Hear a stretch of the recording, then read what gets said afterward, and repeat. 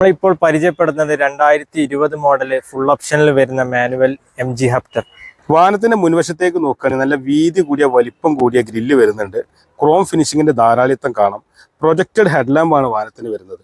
അതിനൊരു ക്രോം ഫിനിഷിങ്ങിൽ ഒരു പ്ലേറ്റ് കൊണ്ട് കവർ ചെയ്തിട്ടുണ്ട്. ഫോഗ് ലാമ്പ് ആണെങ്കിൽ നല്ല ഭംഗിയാണ്. 360 ഡിഗ്രി ക്യാമറ ഫ്രണ്ടിൽ കാണാം. 90% ഓടാനുള്ള ടയറും MGയുടെ ബാഡ്ജിങ്ങോട് കൂടിയ അലോവീലും കാണാം.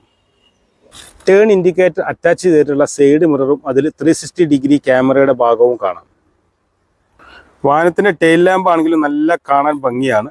അതിന്റെ ബാഡ്ജിങ് വളരെ വലുതായി MG എന്ന് എഴുതി കാണാം. ഡീഫോഗർ, വൈപ്പർ തുടങ്ങിയ ഒരുപാട് ഫീച്ചേഴ്സ് പുറകിൽ തന്നെ വരുന്നുണ്ട്.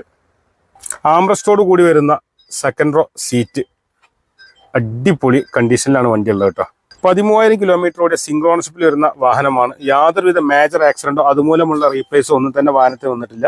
പനോറമിക് സൺറൂഫ് തുടങ്ങിയ ഒരുപാട് ഫീച്ചേഴ്സ് വരുന്ന വാഹനം കൂടിയാണ്. Butter start